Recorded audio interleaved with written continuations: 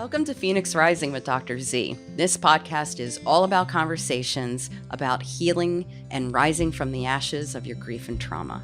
I'm your host, Dr. Christina Zampitella. It is my sincere hope that this podcast is going to give you the words and the understanding to help you heal through your grief and trauma.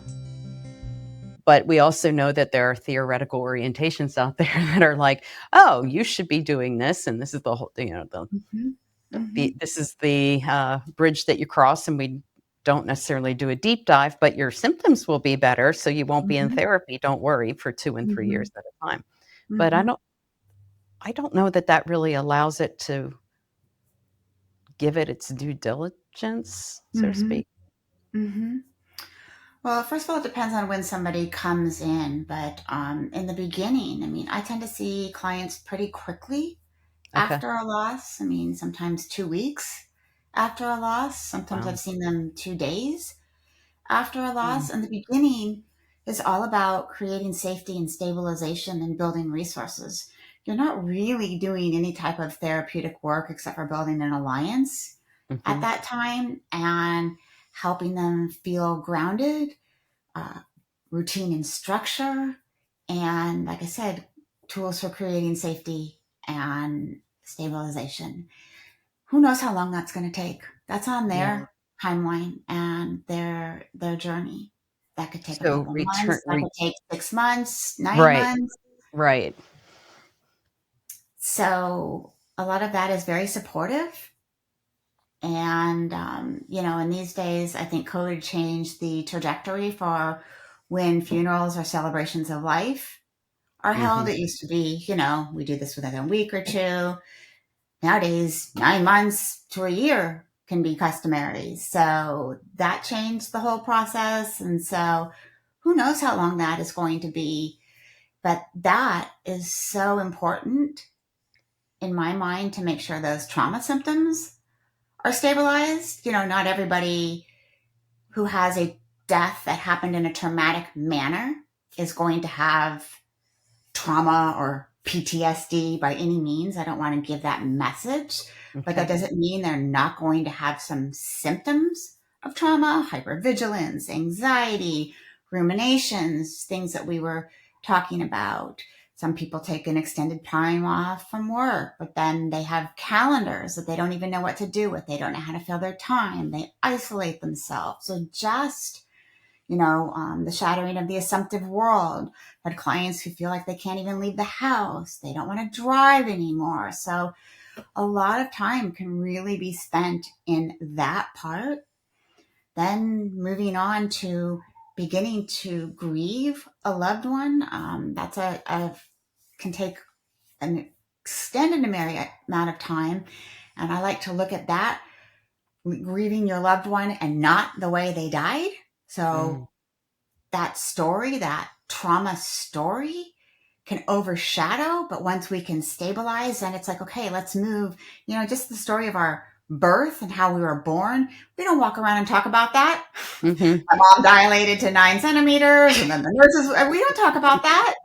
But yet after the death of somebody who happened in a very traumatic way, that story we wear for a long time. And so helping, like, okay, let's see if we can put that aside and focus on grieving who they were as a person and move that trauma away for a while. And that is a whole process. That's a whole process. Okay. Yeah. So you're saying at the beginning, if somebody comes to you and they've just had the loss, or they're very much still pretty numb or shocked or whatever that is, the goal there is for resourcing. It's for stabilization. It's to develop, good rapport, good working alliance with you, and a sense of safety. Like, we're not even getting into grief and trauma work, which I don't know that people always realize. I don't want to feel this way anymore. Well, first we got to get you stable, and you and I have got to be like on the same team. And that's going to take a little bit, but I don't want to feel this way. I don't want you to feel this way either. However, step one, before we can even really dive in, is we want to make sure that not only in the session, but between the sessions, you have what's needed in order to make sure that you can take care of yourself and make sure that you don't Go Oh, I'm ahead. sorry. No, no, no. Go keep going. No, no, no. I think I'm just reiterating what you're saying. I mean, I think you're making a really good point. I think, but because when people come to therapy, I think a lot of people come with the thinking of like, oh, I'm just not going to feel this way anymore. She's going to make it so that I don't feel this way anymore. And it's such a misnomer. And unfortunately, like I would love to be able to go in there, yank all these painful feelings out for you and you not suffer. That's going to take away a lot of opportunity in the long run. We don't even have to go there. But right now, I don't like seeing you suffer, but I can walk next to you and we can find ways to reduce its suffering. So then, yeah, we can get to a place where you begin to gently, with self compassion, with a sense of gentleness Mhm. and kindness, and Mhm. reminding yourself you're a human, being human, and doing the best you can with what you have at that time. Then we can move into that. And I'm hearing you also say that ultimately what we're trying to do is make it so that the traumatic story is not front and center. It's let's talk about the person and the person being gone. And that becomes more front and center, not by ignoring what happened, but if we're going to move forward in this process, we have to get to that place as well. Because I think people get stuck, right, on the trauma Yeah. part. Yeah. Well, a couple things. Pamela Blair and Brooke Noel wrote a book, I Wasn't Ready to Say Goodbye. Mm, That book has been around for quite some time now, but they talk about putting yourself in an emotional ICU right afterwards. And I love that concept of just, mm, intensive care unit, just getting your needs met, being taken care of mm, early on. Also, if you go straight into the traumatic event, you absolutely run the risk of re-traumatizing somebody. And that happens when a therapist is not experienced and doesn't know. Dr. Ted Rainerson has developed the therapeutic approach with groups of restorative retelling. And mhm, so also learning to build an alliance with the loved one who's no longer there and bringing them into the work, getting to know that person, looking at their picture, bringing them slowly into the session as well for an mm. adaptation to the grief process is also incredibly helpful. So you're really treading slowly early on so that you can, somebody is incredibly raw. And again, everybody is so different. The circumstances are different. When they come and see you is different. And you've got to really balance all of that out when you're putting together a treatment plan or how you're going to proceed, but you don't go into all of that deep work until somebody is resourced and stabilized and When you you say resourced, what do you mean by that? has a support team, whether that be a support group, whether that means social support, whether that means somebody who's not helpful isn't in the picture, Mm, safe places at home, what are the things that they want around them, things that aren't helpful, what are their coping mechanisms that they're going to use for intense moments of grief. You've just identified all of those types of things that are going to be helpful outside of the therapy session. Who are the people they're going to call? Just like your total care plan. mm. So for 24, what time are you going to get up? When are you going to eat? What are you going to do to move your body? What music is going to be helpful for you? Just a complete care plan. Is that So something you would work with a client on, like, in developing that, like, getting it written down so they don't have to try to, like, do it all at once? Like, how do you help somebody develop yep. And it's resource? all actually in the workbook so that Cool. clients that I wrote for, so clients can put it together for themselves. So even if they don't have a therapist or somebody that they can do it with, they can develop it all on their own. The first three chapters are all about creating safety and support. And it doesn't even go into grief Mm. until the fourth chapter. So Do you think there's something powerful in people being able to develop them, doing exactly what you're saying, like using your workbook, those first 3 chapters of figuring it out for themselves versus feeling like they have to have another person help them figure it out? Have you noticed any difference there? again, and I hate to sound like a broken record, it's different for everybody else. One of the things that I say a lot is that we grieve the way we live. So if you are somebody who likes to do things on your own and you're very independent, then why would that be any different in the Mhm, way you grieve? If, and I talk about this with parents, with other family members, if you're somebody who just isn't an emotional person, then most likely you're not going to be very emotional in grief. mhm, If you're somebody who wants to talk about everything with everyone, that's probably how you're going to be mhm. in grief. There's not going to be this huge personality change. That's one of the things I've noticed in, the 20 something years of doing this. Now, of course, there's always exceptions, Mhm. but we're pretty consistent as human beings. We're pretty stable. So that doesn't mean that we can't try or we shouldn't try new things and we might not benefit from them, Mhm. but how we choose to express ourselves or respond to things is often very similar.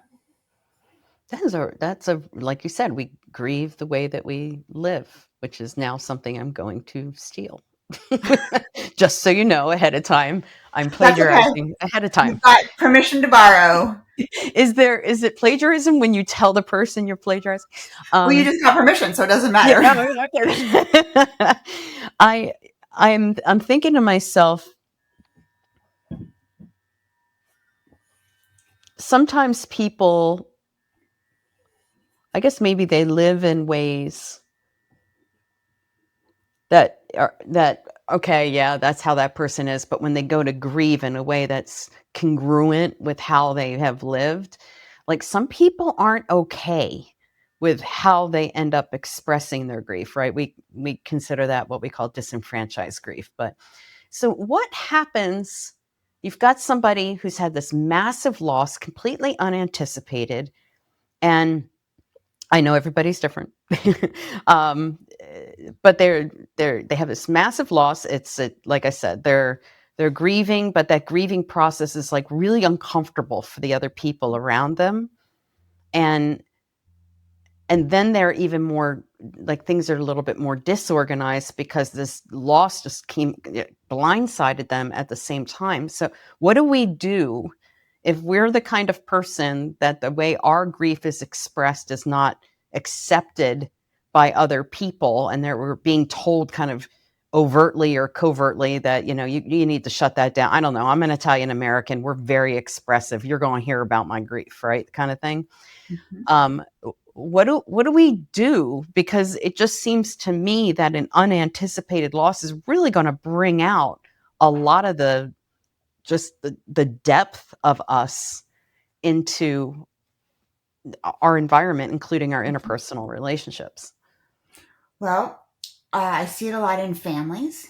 And Okay. so, like, another thing I'll say is, in families, not everybody's grief is going to get along Mm. because, we're all different. Our personalities are different in families. Mhm. And so, if there's a death in a family and you've got three or four, or five members left, all grieving, most likely, and this happens quite frequently when I work with a family, one person's grief is pushing the button of another person's grief.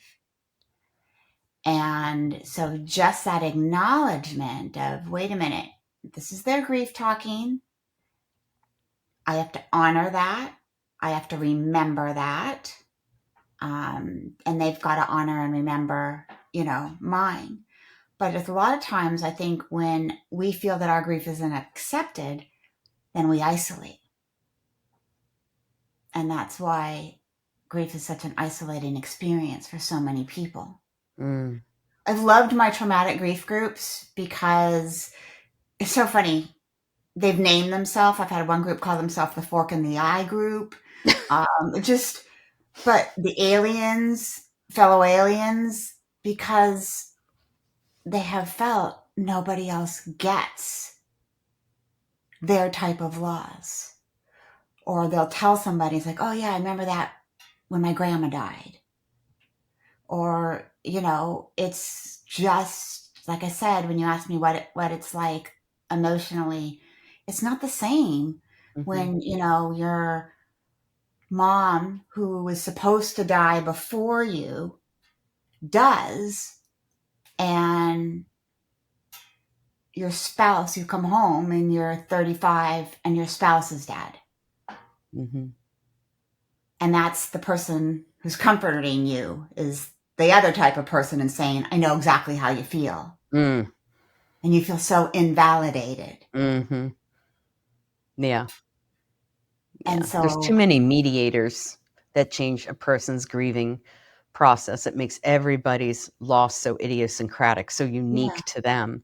But there's something I'm hearing you say, there's something very comforting for people who are in groups, especially with those individuals who the loss is so one that may be difficult for other people to hear, where they're yeah, able to turn to one another and say, yeah, like we, because do you find that some people struggle with being able to find support from yeah, others because the loss was so horrific yeah. and Just, they and just then they harder? don't want to talk about it, or it's Mm. also hard. Grief never has a timeline, but, Mhm. that doesn't mean that society doesn't expect us to get back Yeah, with it.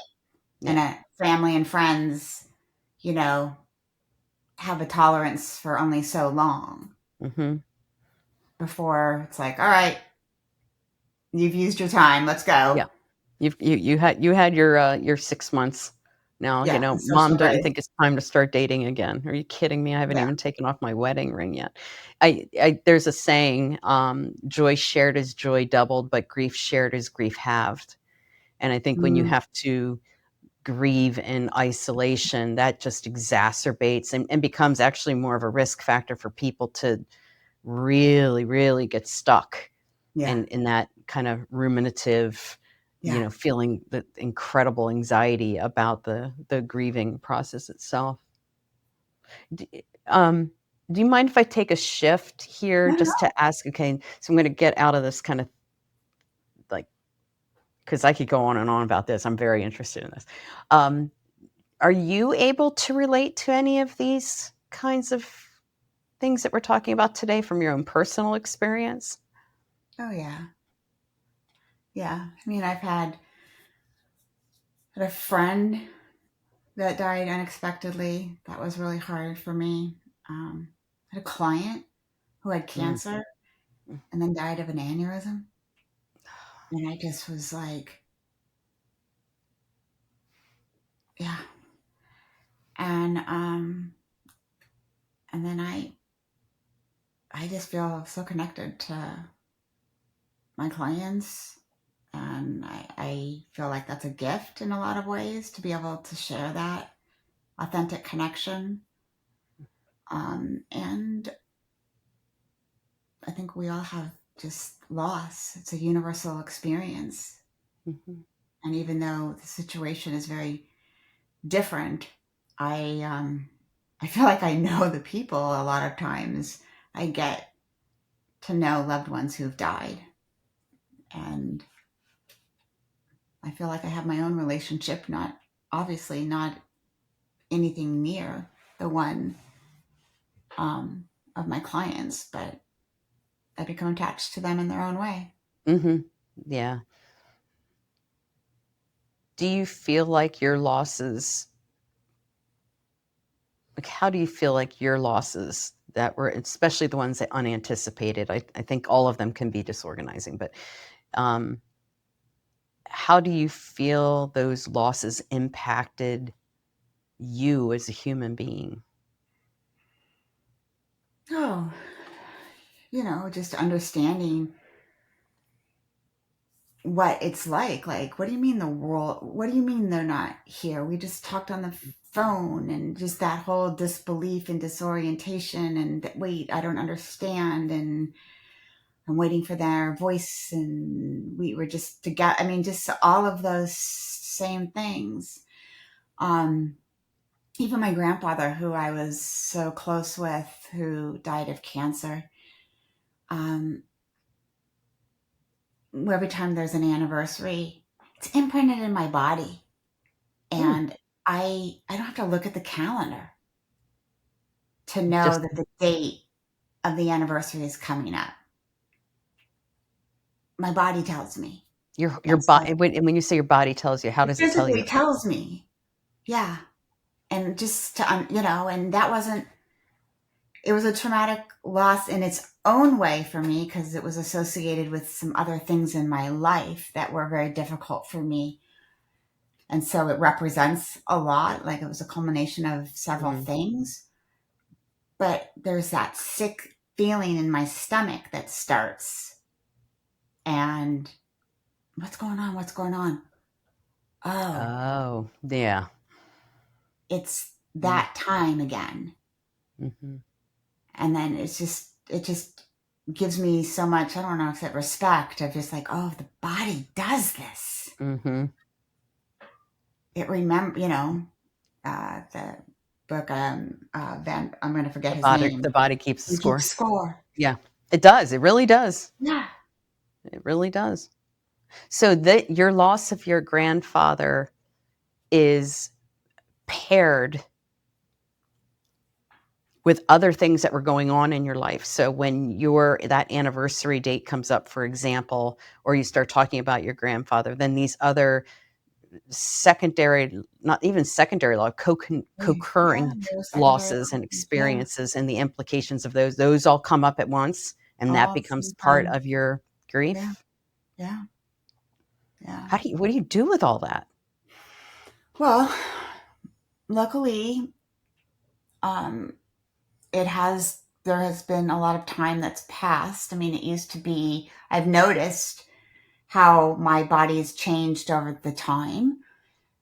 Sometimes I've disclosed the situation with clients only to say, I had a loss and I've tracked it over time and I can see, my body will tell me, but, this year I only noticed it a week beforehand. Mm-hmm. Whereas in the past, a month beforehand. Mm. So, but there were times I wrote about it. There were times I had rituals about it. I've done different things over the years. But so I learned from it. That's for sure. I respect it. I use the Mm. phrase sometimes honor it, honor your grief. That's kind of what I've learned. If it's a force, grief has something that it's telling us we need to give time and attention to it. Is that what you mean by honor it, giving it Mhm, time and attention? mhm. I think people are scared to do that. Some people. I agree with you, but you can't go around grief. You can't go over Mhm. it, and you Mm. can't go over it. You can't go under it. The only way is through Yeah. it.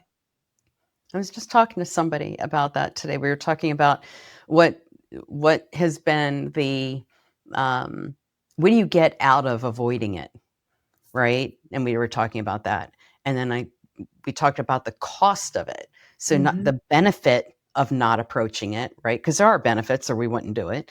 So the Short benefits of term. not, yeah, short, exactly what I was. That's where I was going with it, but I didn't want to just Mhm. be like, "Hey, by the way," And then what are the long term Mhm. implications of doing it? And that's where you start talking about, well, it's not working, and it's starting to get in the way of all these other things. Okay, so what does that mean for you now?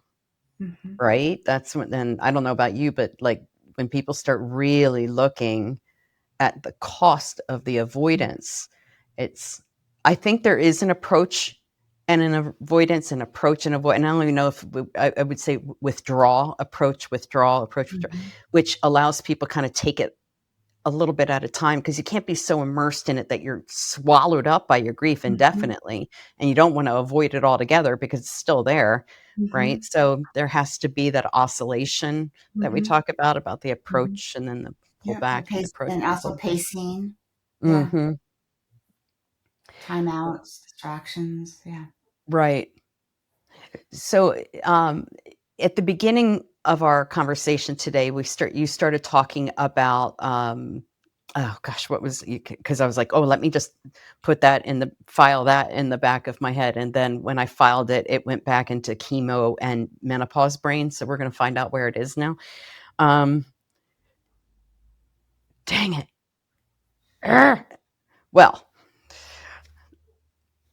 I'm not going to remember that right now. It'll pop up after we're done. And then I'm going to text you and be like, by the way, the question I was meaning to ask you was this. But in the meantime, if we're trying to, okay, so people are watching, people are listening, obviously to the podcast, and I am sure a huge majority of people would be able to say either I know somebody who has lost somebody with a unanticipated loss or traumatic grief, or I've got my own traumatic grief, my own traumatic loss. What advice would you give those individuals who are experiencing the grief that's associated with unanticipated loss, if they were trying to rise from this place of just feeling devastated? Yeah.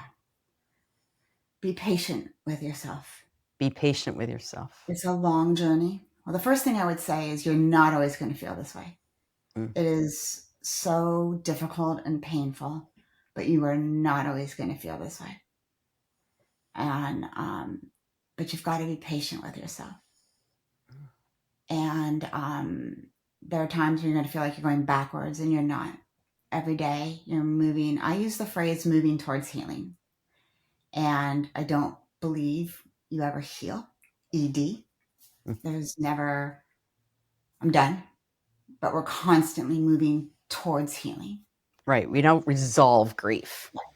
Nope. Right. But you're Can't constantly resolve it. moving there no matter what. Even if you feel like it's an awful day, you're still moving forward. Mm. But be patient. And when you're in the very beginning of the process and you're going through that stabilization and resource, and especially like in the workbook when you write all that down and you get your tools together, go back to them. If you're having a hard day, go back to them, call somebody, do what you need to do just to get through that difficult moment. Mm-hmm.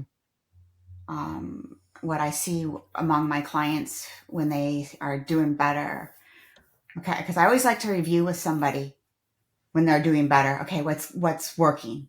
Mm-hmm. I'm able to remind myself that this is temporary right now. Like when I'm having a hard time, this is Mm-hmm. temporary. I'm going to get through this. Mm. And I This love too that. shall pass.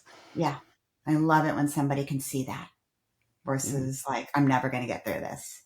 So I think that's a great thing when somebody's able to go, I know this is a really rough thing, but I'm going to get through this. Yeah. So do what you need to do. Call somebody, a coping technique, whatever, to get through this moment because you will. That's an important part of it. What about for those people? And so in my clinical experience, and for people that I know who have lost children, I have noticed that often is not something that they can say with confidence, that I'm not always going to feel this way, even if a lot of time has passed. Yep. And understandably so, right? Our role was to keep our child alive. That's why I Yep. was put here on the biological imperative was to keep my child alive. And now Yep. I've got this guilt that I was unable to do that. Yep. I mean, to the point where I have had people call who have been like, I'm just waiting for somebody to knock on the door and arrest me because I did something that, was my fault that kept, my child died, which these are things that I've Yeah. heard. That's not a client. I've heard that. So is there something we can say or do or be with for those people that feel like, yeah, this whole idea that you've got about just be patient and let me know, that tell me that this too shall pass. I can't even imagine that to even be possibly an option for me. So this isn't for clinicians, but if you're a supporter or a friend, Hmm. do not stop with that support Yeah. because it's people rally around for the first month, 2 months, 3 months. It's needed for years. Yeah. Um, and after a while, everyone goes on with their life, and those phone calls are needed all of the time, even if the person doesn't respond back. Mm-hmm. I'm thinking about you today. How are you today? Can I come over for a walk today? Can we, there needs to be a core group of people supporting somebody Mm. because it is such a difficult road to walk. Right. What Um, do they do if somebody says something to them that is not helpful? Like, oh, she was such an angel that God wanted her to be I know. with him. I mean, I've heard some nightmare things. Like I what? have too. I work with people to say, actually, I appreciate that, but that's not helpful for me. Mhm. Yeah. So either that or just to say thank you and walk away. But it's unfortunate that those who are grieving and in pain have to educate the other ones. Right. And that's the thing. It comes from a lot of times from a place of love and wanting to, like, not really knowing what to do to help the person. Yeah. And so we role play that sometimes of Yeah. thank you very much. I know you're saying that because you want me to feel better. That actually isn't making me feel better. What would make me feel better is if you just said, hey, how I'll use my brother, Damien. Um, you know, uh, have you been thinking of Damien lately or whatever? And then, but just so you know, I understand what you're doing. I just needed you to do something a little bit different. So there's no big rupture in the relationship, Yeah. but they find a way to do that. Yeah. And maybe perhaps in closing, because I can certainly keep going on. Um, if a person is looking for a clinician, Mhm. who's going to be able to walk next to them as they navigate this rocky landscape, what do they need to look for in a clinician? That's a great, great question. Um, so you want to ask them about their experience with grief, what type of training they've had in grief and loss. Do they have any special certifications? Are they a certified thanatologist? Do they have a fellow in thanatology designation? If you've had a traumatic death, having somebody with a specialization can be incredibly helpful. Hmm. And so, unfortunately, there are a lot of therapists who will do that check mark that they work in grief. And Hmm. I've heard some really bad horror stories of Hmm. clients who have had to leave because their therapist doesn't know how to work with grief. And so it can be really helpful just to kind of vet in the beginning and just say, can you tell me about your experience with grief or loss? How do you work in grief and loss? And that could be helpful. So if the clinician starts talking about the 5 stages of grief, it's time to make a different phone call. Yeah. Yeah, kind of. And to understand, I like to tell this to people, like, you are hiring a therapist. Mm-hmm. They may have an expertise, but you're actually ultimately their boss. You are hiring them to do a job. It is Yeah. okay for you to interview people. And then in taking this one step further, there can be a lot of thanatologists out there, but they don't necessarily have the trauma training. So traumatic grief, you got grief, and then you got traumatic grief, which really Yeah. requires a specialized understanding about the interplay between trauma and Trauma grief. and grief. So Yeah. that other layer, would that be additional questions that they would want Yeah. to ask? Yeah. Yeah. Thank you for saying that. Yeah, I wasn't sure. It's hard. It's hard. I mean, here in Delaware, there's not a lot of therapists. We're the only organization that specializes in death, loss, and grief, other than one that's for children and families. But we're the only ones in the entire state that have that level of training. And that's kind of scary because they call around and, oh, yeah, I do grief work. Oh, okay. They don't even know what to ask. It's like, yeah, every single client who walks in your door is grieving, has grieved. Yeah, Yeah, check mark. Like you said, I do grief work. yeah. No shit.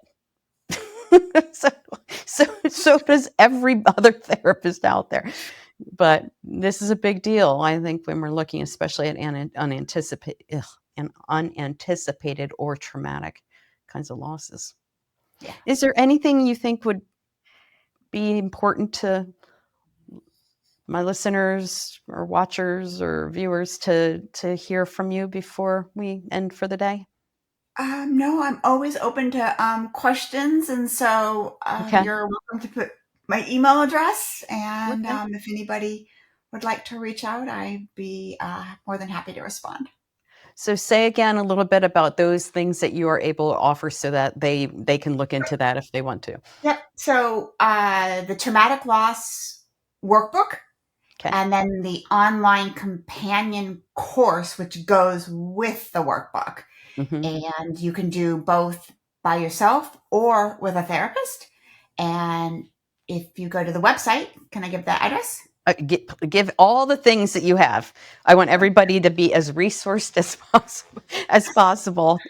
It's at Therapy Heals. So it's www therapy therapy heals heals.com, and you can Okay. find everything you need there. So Well, thank you for taking more than an hour to talk my about these things. I pleasure. know I took the scenic route in a few ways, but that's all right. This I was think my my pleasure. viewers are used to it.